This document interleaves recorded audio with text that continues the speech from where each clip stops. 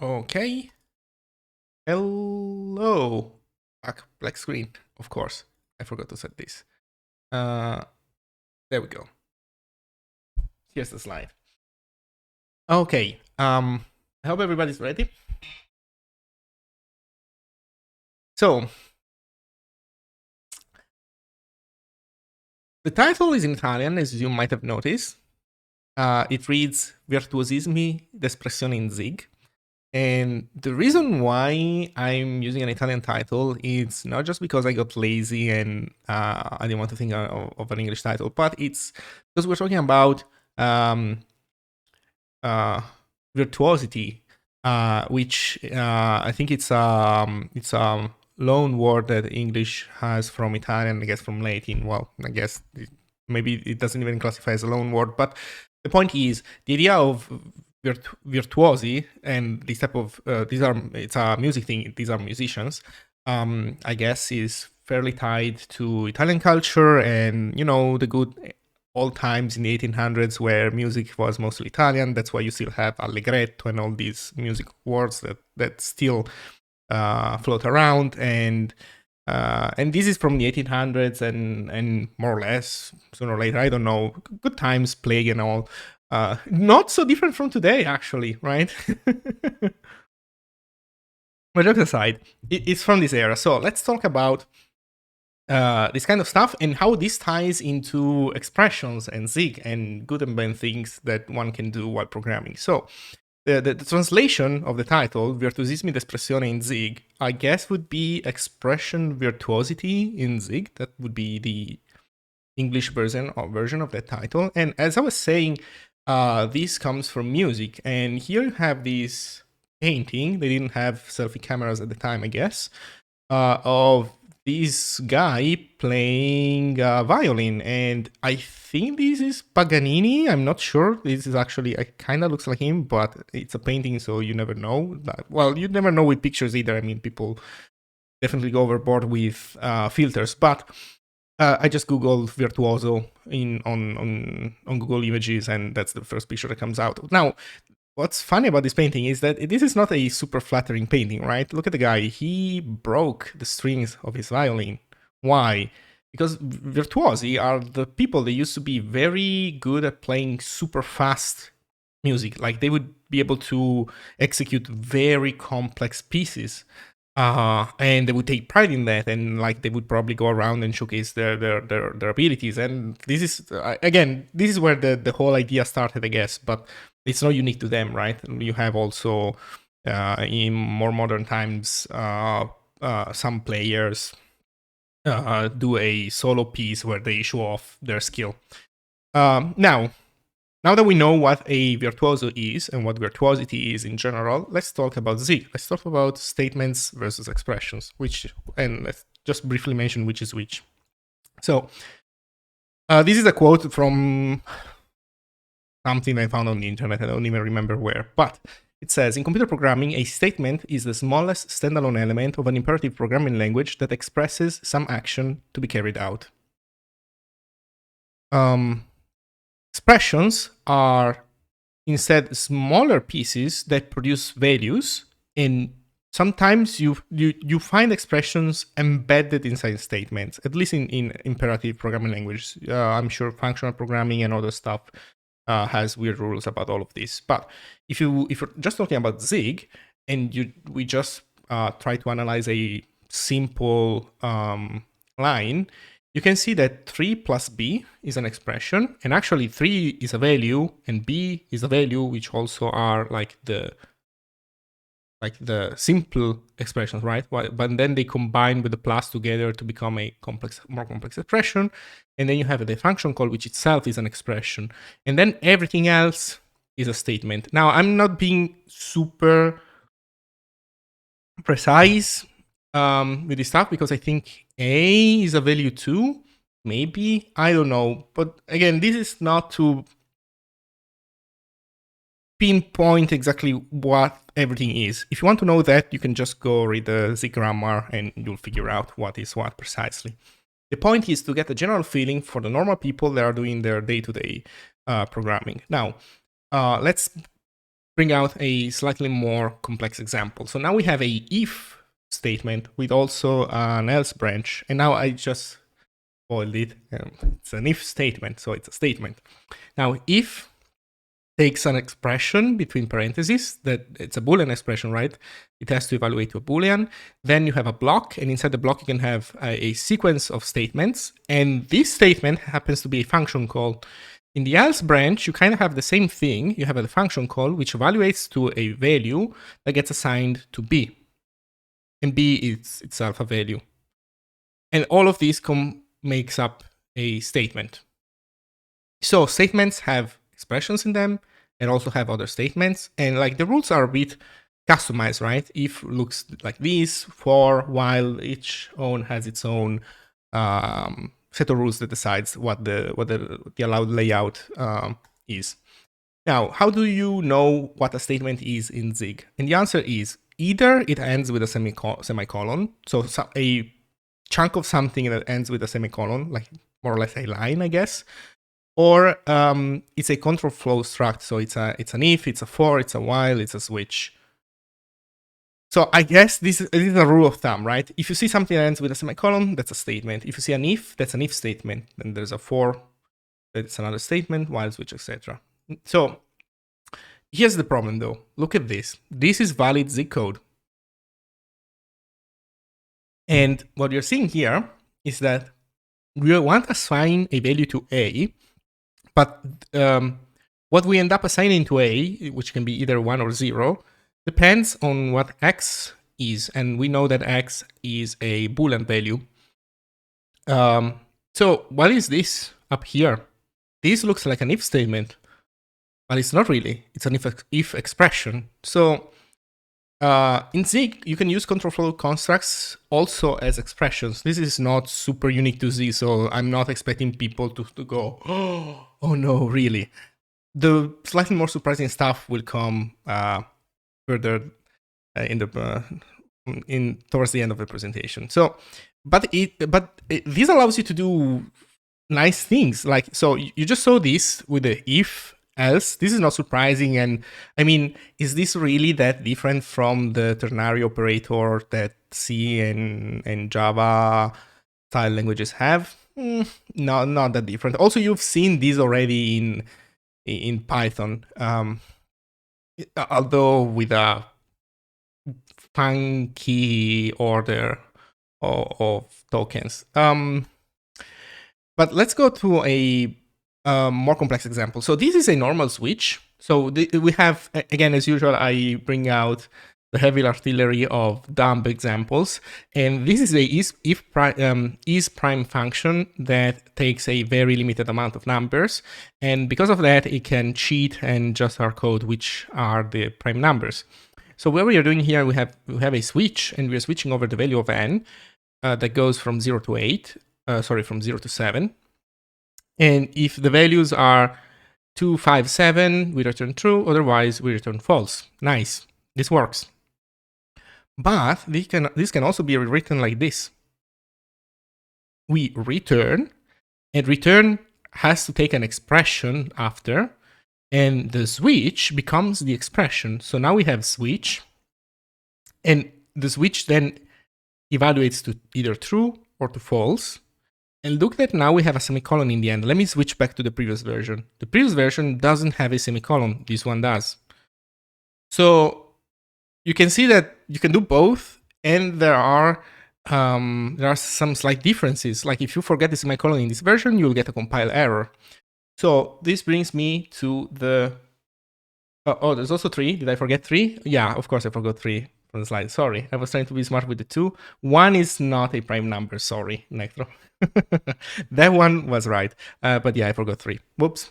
Anyway, don't steal this code, please. So this brings me to the hardest Zig question. When should I put the semicolon? Because if you start nesting this stuff around, you'll end up to a point where you get confused. Do I need a semicolon? Do I not need a semicolon? The answer is, while in practice it's not hard to get confused at first once you start nesting a few things together, but the general rule is very simple. you should use a semicolon in the end whenever you're using ifs and switch and for loops and while loops as expressions. When you're using them as expressions, that's when they need a semicolon at the end. Or more precisely, they need a semicolon in the end because they are embedded in a statement. More probably they are embedded in an assignment or in a return. And assignments and returns have a semicolon at the end. So actually here, this semicolon, in a sense, is the returns semicolon, right? Like this switch, if you substitute this switch to its final result, like let's say that they ends up being true. So you have return true and then semicolon, like you always do in all return statements. So that's when you need a semicolon. Now, if you nest stuff together, so for example, if this branch had inside of it another if expression, that if expression would not need a semicolon at the end because it would be another expression nested inside an expression. Like nested function calls don't need semicolons within them when you're nesting stuff. Let me give you a bunch of pro tips about this. So pro tip number 1, you can do this stuff also with loops. It's pretty nice. So you have a while loop. By the way, here's the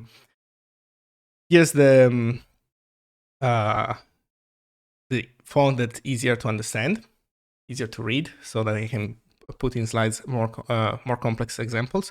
So this is an in-range function. Takes a beginning, takes an end, takes a number that we are searching, and what it does, it returns, and then we have a while expression, and this while expression is pretty wild. So inside the while block, we have a break that also returns a value. So this breakthrough breaks out of the while loop, but it brings the value with it. So we return true from the function when this condition is true, when we found the number that we wanted. Now, if we don't find the number, there's the else branch. This else is an else branch for the while loop. So while loops in Zig have else branches, and what basically this does is this executes if the while did not break. It's basically used for searches. The idea is you have a while loop that is searching, and if the search succeeds, you break the moment you encounter the right condition. Otherwise, if you don't break out of it, then the else branch is the not found case, basically. And again, this is not unique to Zig. I think Python also has else branches to their while loops. Probably a few other languages, but I think it's pretty neat. And you don't have this stuff in C, I suspect. So that's nice.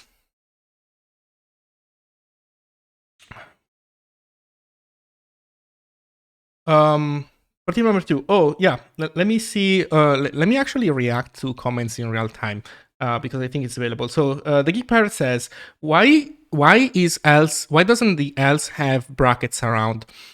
That's more complicated, the Geek Pirate. So the problem is that if you put just the value here, this is the return value. If you put the false inside brackets, this is not like Rust where you can just put a final thing at the end and it works, which personally I don't like. If you put brackets, then it becomes a block, and block don't evaluate to the last thing that they have inside. Blocks evaluate to blocks without labels just evaluate void. And so you will not return what you would like to return. If you had to put a block here, you would have to do something different, which I'm going to show in a later slide. So keep that in mind. We'll go back to that later. So for tip number 2, you can even do this stuff with returns and panics and other things that play around with control flow, and it works. So we have this example where we have foo. We are trying to assign to foo. We don't know foo what is. We don't even know what bar is. But bar has a case where if it happens to evaluate to that bad value, we want to panic. And this compiles. This works because here we are not returning a proper value to assign to foo, but we are panicking. And once you panic, it doesn't matter whatever you wanted to assign to foo because you're jumping away from what's happening. So the same happens with try. Like if you had a branch that had a try in it, it would still compile because assuming that the success case of the try would still match the type of foo, because if it fails, again, we have the same semantic, and that's powered by the no return type, I believe. In any case, the implementation doesn't matter. The good thing is that you are not constrained in the case that if you have something that tries to return or tries to break control flow, then you cannot use this trick. You can totally do it, and it still makes perfect sense.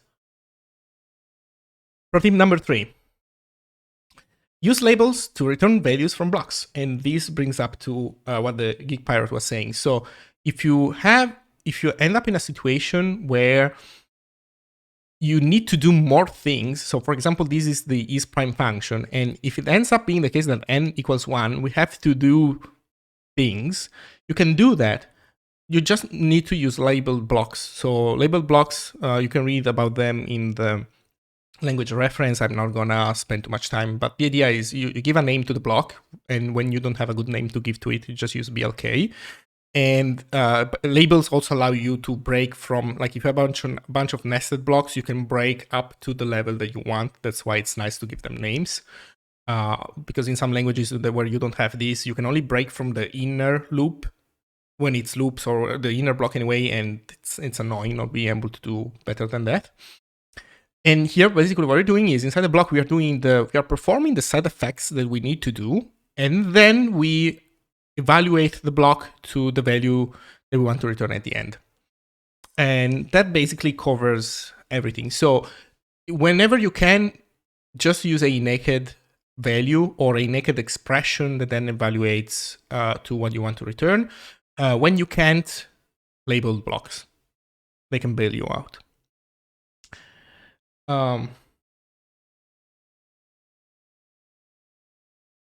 So I hope Geek Pirate this answers your question. So pro tip number 4. You can even put expressions in function declarations. So this, if you're one of the metaprogramming junkies that have played with comp time and done all kinds of different things, you probably know about this. But if you're kind of new, I mean, you've never done anything like this kind of feels weird. And again, I have another terrible example, but I'll mention one real case for this. And that's, so look at this. I have foo, which is a function that takes in any type. And here, there should be my return type, right? But there is a function call. What's up? So the idea is that you can put a function call where your return type should be, and if that function returns a type, Zig will evaluate that function, to decide what the return type of your function should be. Here I'm doing something very stupid again, as usual. I'm not even trying to find a compelling example because with slides you don't have enough space to do anything meaningful. But the idea is this bar function takes in the type of this argument and does a bit of comp time metaprogramming on it and says, well, if it's a Boolean, you know what? I'm going to compile error. I'm going to fail the compilation and say no. Otherwise, it's fine. I'm going to return the same type back. So basically, this function becomes an identity function, right? You give it x, it returns x. Well, you give it x, and whatever type of x you give, it returns that type back, and more precisely, it returns x itself. Except for Booleans. If it's a Boolean, no, this doesn't like Booleans. Now, this is not the right way of implementing this check. Like, if you don't want to accept a specific type, the nice thing to do is to put the check as the first line inside the function's body, not to play around with the return type. But one more legitimate example of specializing, changing the return type based on the type of a generic argument, input argument, is, for example, what the square root function does in the math, in the standard library std.math. So what happens in there is that a square root can take as input also, for example, signed integer, right? Like the number should be positive, but the number type can be signed. And so what that function does says, well, if you're giving me an signed number, so I don't know, a E64, I'm going to return the unsigned version of this because square root only produces positive numbers. That's a small optimization. The second optimization that square root does is that square root always reduces, right, your number, gives you for what's it called? If we're talking about like integers and stuff. And what it does is that it halves the bit size of your number, and it does it basically through the system. Like it inspects the input type and then makes decisions on the return type based on that. And you can read it in the standard library. It's very nice to read. Now here I'm using a function, but that's my choice. What you could do, again, this is an expression, right? What you could do is that you could even put the entire switch expression in there directly, or an if expression. So you don't even have to resort to functions. You can put something that just evaluates to a value of type. So again, terrible example, but generally useful and kind of surprising, right? Because you don't do that in Java. You don't even do that in Python, I think. I mean, well, in Python, you don't specify types, I guess, and you can make a mess of things anyway. But in static typed languages, you don't do that way usually. Anyway, this is nice. But let's go back to virtuosity for a moment. And this is, now I'm moving to the part of the talk for people that have a bit more experience. So I'm not going to present anything surprising about the language anymore. Now I'm going to talk about what people do with things, should do, shouldn't do with things. Again, and this is just my opinion. But before we get there, let's talk about music. So virtuosity in music, it's an interesting concept because virtuoso players are people that want to play hard pieces. Their whole shtick is being good at playing fast, hard stuff. And sure, speedy pieces are a lot of fun, so it's understandable.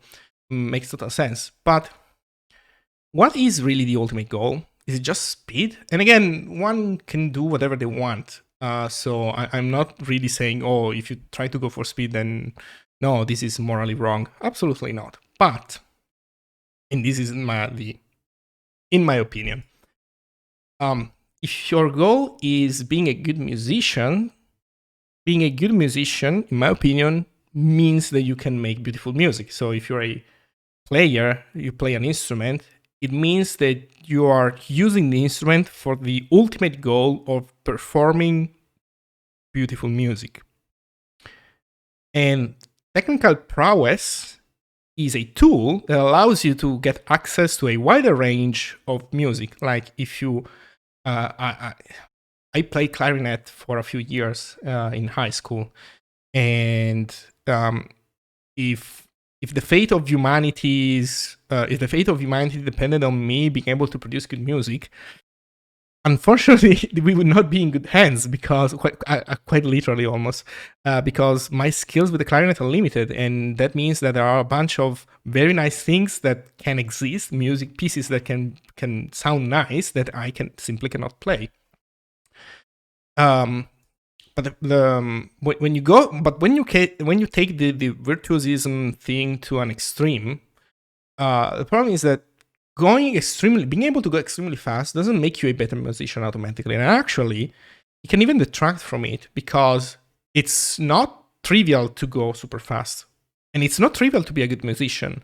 And if you invest too much time if you over-optimize, if you over-specialize into going super fast, the more you do that, the higher is the chance that you're missing out in being a better musician. That said, again, the one thing that I would like to point out is if somebody just really loves playing fast stuff and is really interested in super hard stuff, I'm not judging the intent. You can do whatever you want, do whatever you enjoy. But my point is, you should not think that you're a good musician because you can do you can play music fast. Now, let me bring an example of this. This is subjective, but I would really like for people to try this out and tell me if you see what I'm seeing. So, case in point, an example of this. So here we have Niccolò Paganini, which I think he was also the subject of the previous painting. I think, maybe. Anyway, so Paganini, I think he was pretty famous. Violin, virtuoso composer, super good musician. And he made a piece called La Campanella, the handbell. And it's a nice sounding piece, but what's even better, it's the version that Liszt made of La Campanella. So Paganini made it for violin, and Liszt adapted it to the piano, to the pianoforte. Now, that piece, I like it a lot. And again, I'm not a super expert in classical music. Like, don't think of me as some kind of like classical music junkie or anything else. I just stumbled upon this stuff and I ended up liking it and learned who made it. But more importantly, so we have La Campanella for pianoforte, which is a piece created by a virtuoso, adapted by another virtuoso, and it's pretty technically challenging.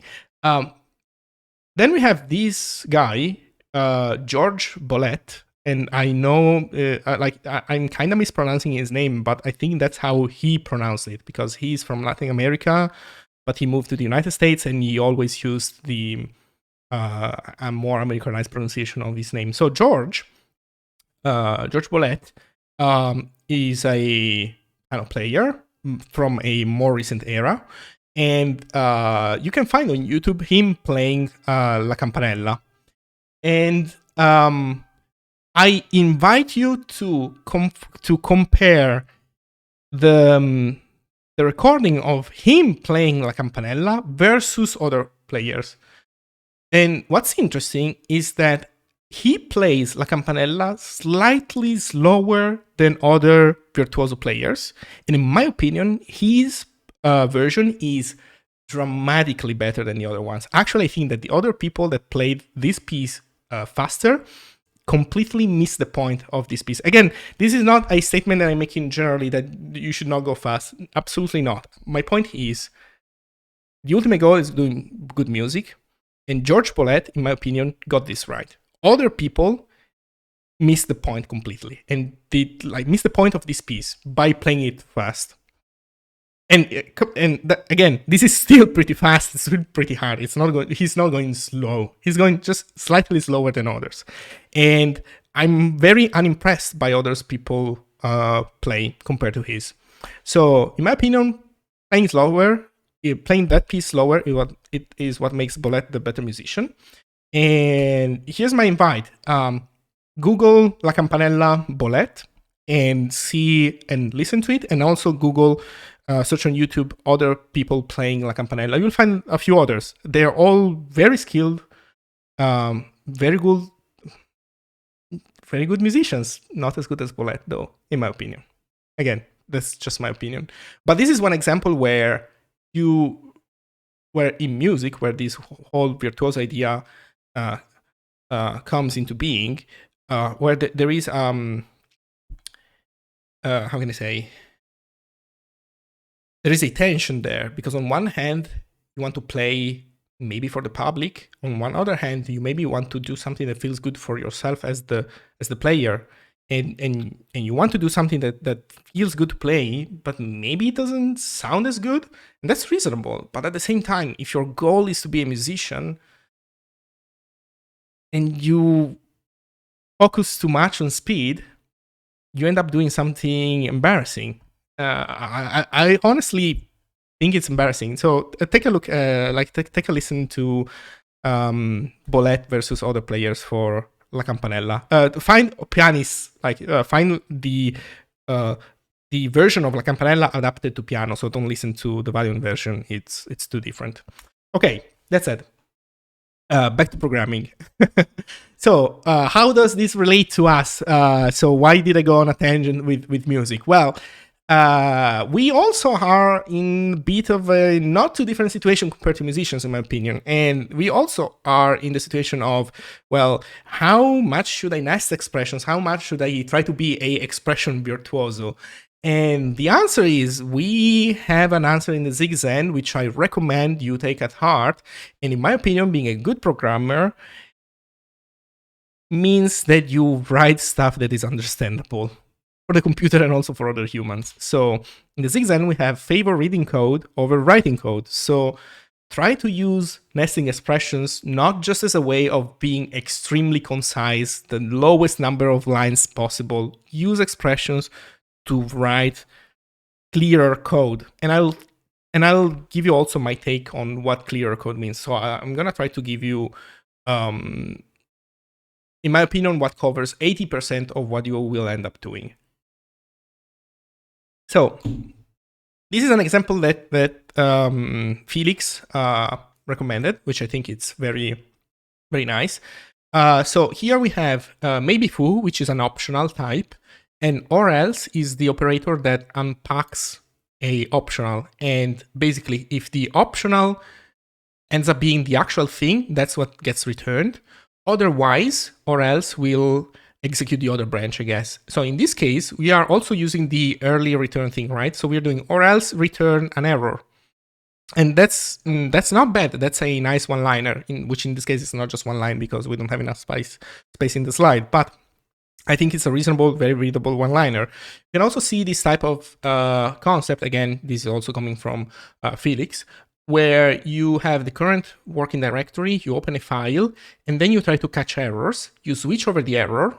And in this example, we don't want to fail out completely if the file is not found. If the file is not found, we want to set this value to null. So this is an optional file because the application that we're writing is fine if the file doesn't exist. Maybe we are trying to find a configuration file, and if the configuration file is not there, we're going to use the false, just as an example. So in this case, we return null. Well, we set null to file. Otherwise, if it's another type of error, something different, we want to return that error, and that's fine too. And this returns from the whole function that I didn't include in the slide. It doesn't assign e to file. That doesn't make sense. This is an error that gets returned from the enclosing function. And I think these are all nice passages, like common combination of things that work very well together and help keep the code kind of readable. Now, let me show you a bit more advanced one that this one was recommended by Alex. And it's a bit more virtuoso, I would say, but still not bad. So here we have a list, and this list is probably a list that has taken an allocator in when we initialized it. And it's using the allocator internally to allocate new nodes whenever we request, whenever we ask it to. So add one adds a new node to the list, a new element, but this can fail because the allocation can fail. So here we are enclosing everything in parentheses so that we can say, well, if this fails, try will return an error. If this succeeds, then this will give us a pointer to the new node, and we are going to set the content of that pointer using the .star operator to whatever we need to set it to. That's not bad. You can see that having to use these parentheses is already a bit of a stretch, a bit annoying, but like in isolation, I think this is somewhat harmless, still readable, not bad. But this brings me, I think, to the deeper truth about what we try to achieve when we nest stuff, when we nest expressions. So why do we nest expression? In my opinion, again, this is not a 100% thing. This is, I'm trying to cover the 80% case. I'm sure there are 80 to 90% cases. I'm sure there are corner cases where you're doing something different. It's more specific. But so I don't want to lose the nuance, but I want to cover what people end up encountering or doing in their day-to-day. So why nest expressions? And I think that one point is that it allows you to avoid intermediate assignments, right? If you did not nest those expressions and those expressions were necessary, then you would otherwise put them into separate statements and assign them to intermediate values. So what's wrong with intermediate values then? Well, it's nice not having intermediate values because you can keep the lexical scope clean. Once you add a new variable, you can't retract it. Like it's in there and you have to reason about it. And keeping the scope, the lexical scope clean, it's a nice property to have. The problem though, the downside, the not nice, is that if you overdo it, you make a passage, and I say passage just to say it's maybe one line, maybe it's more than one line because it's a clump of stuff, but you make it harder to understand a part of your functions body. And so here you were gaining in clarity, but here you're losing in clarity. And at one point, one thing is not worth, like at one point the equation flips around and it's not worth anymore doing whatever you were doing. So the important part here, I think that really this yellow part, it's really, really valuable. I think this is really, really nice. Wanting to keep the lexical scope clean helps a lot with clarity. And this brings me to the pro tip number 0. Yeah, clean lexical scopes are great. So let me give a couple of examples of this. So this is an example taken from the docgen file, which I was playing around with a couple of days ago if you were watching the streams. So it's a very normal function. At one point, it's there is some stuff above that I omitted. But at one point, it tries to open a input file, it tries to open an output file, and then it just reads the content of the input file. It reads everything immediately, and then it instantiates a buffered version of the output stream. Now, this is fine. This is not bad. This is perfectly reasonable. But I'll tell you that after this, so underneath in the part that I omitted, we are never going to use ever again out file, in file. We are only going to use input file bytes and buffer out stream. So these values here were important, were necessary to produce what we needed here and what is going to be used afterwards. But now these things are still here. You can't completely forget about them. And especially you as the reader, while you're reading down the function, you don't know if these are something that you can forget about, or if it's something that you have to keep in mind because this character here will come out later in the 6th season, way down below, 1,000 lines below. So how can we improve this? How can we make this clear, easier to understand for people who are reading? Or before that, actually, let me show you how to make it worse. Let's make it very, very much worse. Here's how you make it worse. Here's a very bad idea. Well, if I don't need everything that I use to get to the input file bytes, why not just chuck everything into a bunch of nested expressions? By the way, this would be another very long one-liner, right? Which I'm breaking down into separate parts because of the slide. Why not do this magic thing? Now, let's forget even for a moment that this prevents you from being able to defer close the file. But I would argue that even if that wasn't the case, this is not nice. This is really not nice. And by the way, while this is, this is not great. And by the way, while I was rewriting that code that I showed you earlier, because I'm making another implementation of it, I'm adapting it to something different. I went through this part actually while I was rewriting it, but thankfully it didn't stop there because this is not nice. And I'm not the only one. So here's me publicly shaming Soapstone. While I was preparing this presentation, about 3 to 4 hours ago, I was in Discord, and there was Soapstone, was channel, who was showing off his exact line where he's doing this kind of crap. And so, yeah, it's real. And like, my point is, it's not nice, but we all do this stuff. So let's be real here. Try to avoid it. So how do we make this nice instead? How can we better than Soapstone? I don't know if you can, but how do we make it clearer? So here's a good idea. A good idea is, well, it's a starting point. You can use these curly braces here to add a lexical scope. But adding, maybe you don't do that much. Like you can do this in other languages, but it's not something that I've seen used too much.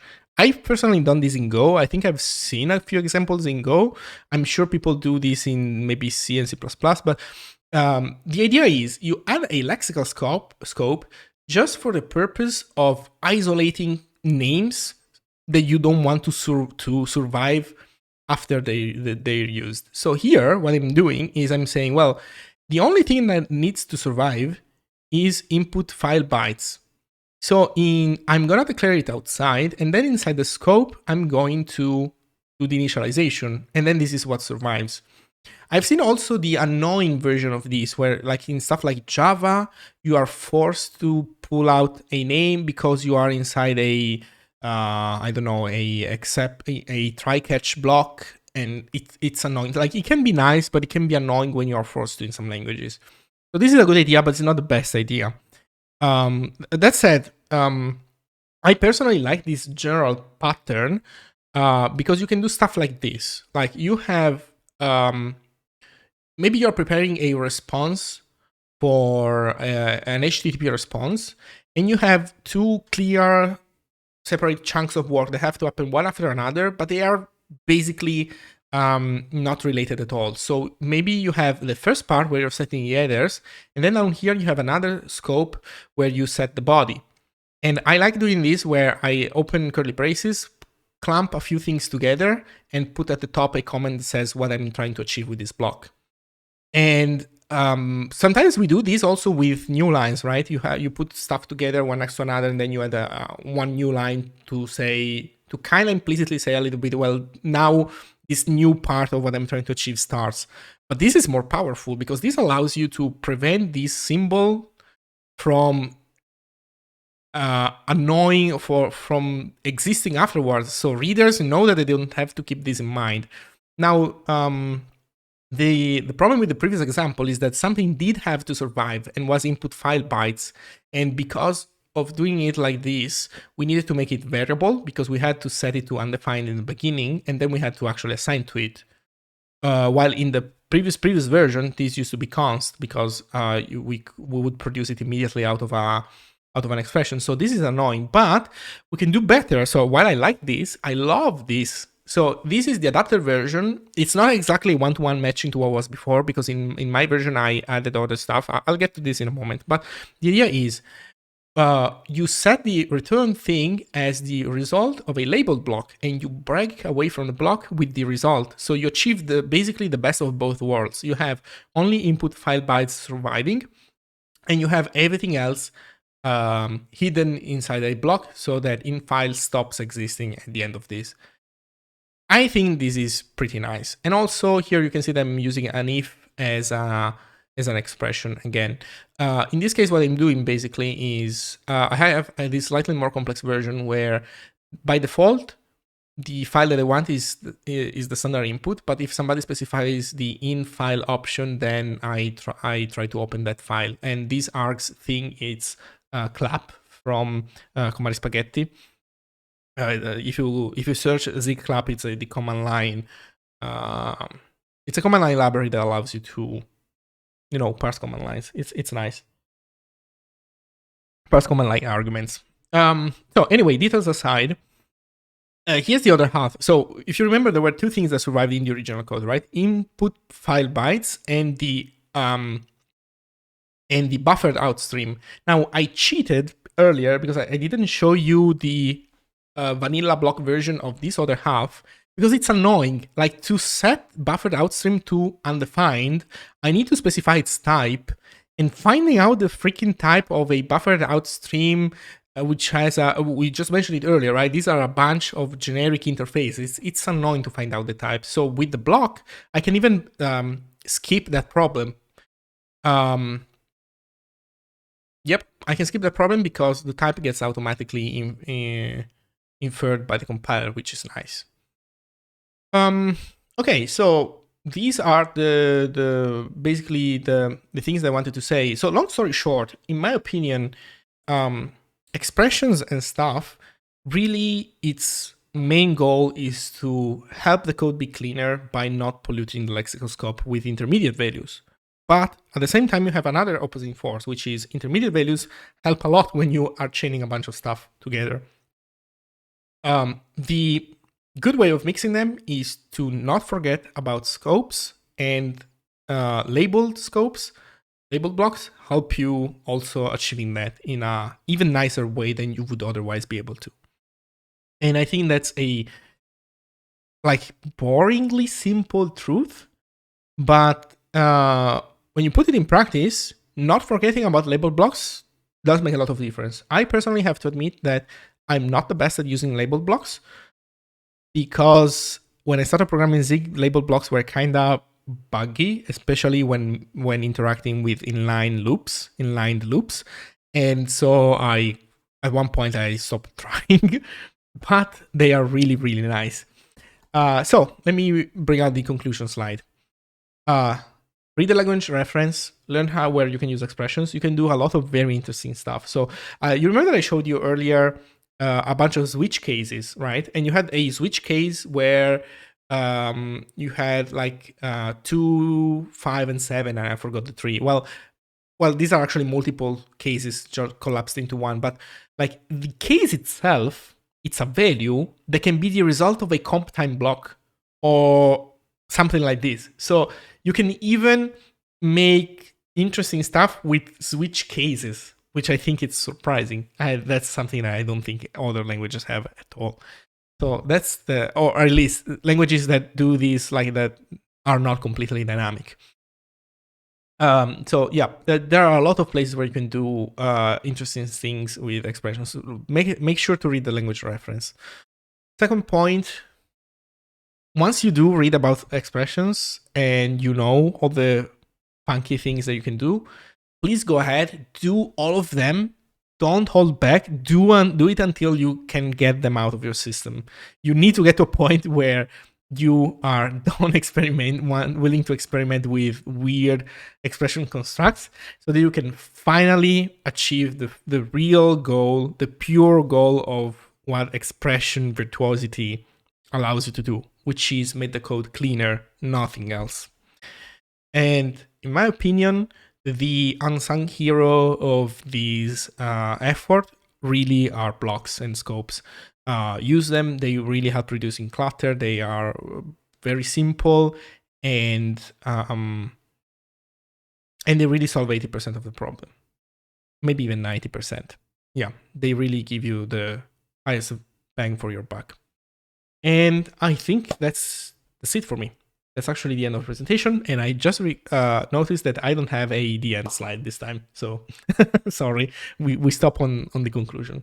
I'm happy to receive questions. I'll give people a couple of minutes to come up with questions if anybody has one, and in the meantime, I'll read all the comments that I missed from earlier. So let's see. Oh yeah, Luis Manfroni says, it's like dancing fast but without precision, out of the beat, or not making good lines doesn't make a good dancer. Yeah. Can I do like Paganini and send my soul to the devil for Zig skills? Maybe once we set up a program like that, we need to enable some kind of we need to find a startup that is able to collect souls for us, like some kind of Stripe but for souls. I'm sure Silicon Valley will come up with that sooner or later, and at that point, yeah, you will to be able to say also like Paganini. Good times, those were good times. So let's see.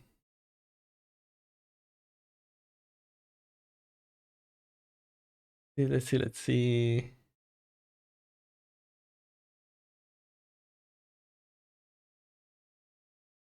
I would do, instead of deferred file.close, to just file.close after const bytes. Okay, let me bring up that slide so maybe we can see. I'm assuming you're talking about this slide. By the way, Nectro, correct me if I'm looking at the wrong slide, but let me tell you why you want to put this here in a defer and not under input file bytes. The problem is that input file bytes can fail. And unless you do something different, like if you're using try, this try can cause the flow, the control flow to immediately exit the function, exit the scope and then the function. So putting here a defer both allows you to do the close at the end if everything goes well, but also to make sure not to forget to do the close if the read fails. And the idea is that this read fails probably because there was not enough memory or the file was too big. So no back more than one with no block. Okay. This one, you mean? If you mean this, yeah, let me, no, not this one either. Okay, back again. This one.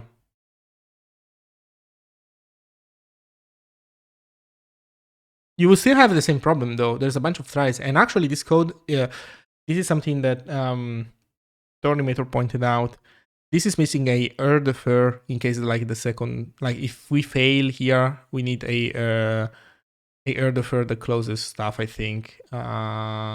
No, not in this version, it's in the block version. But anyway, in any case, the defer here is useful because it allows you to make sure that this happens even if the tries trigger.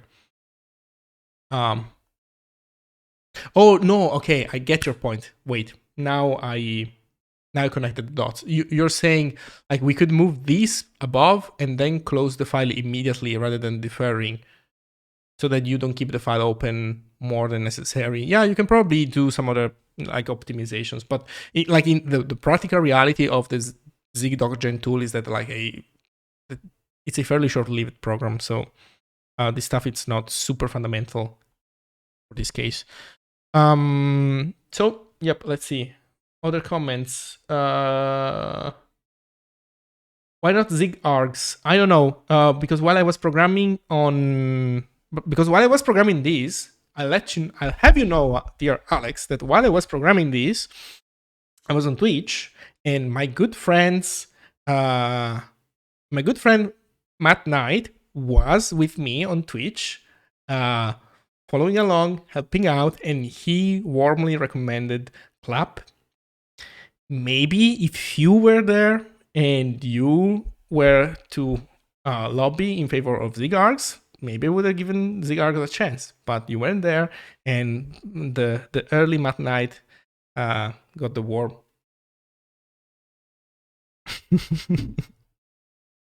In any case, so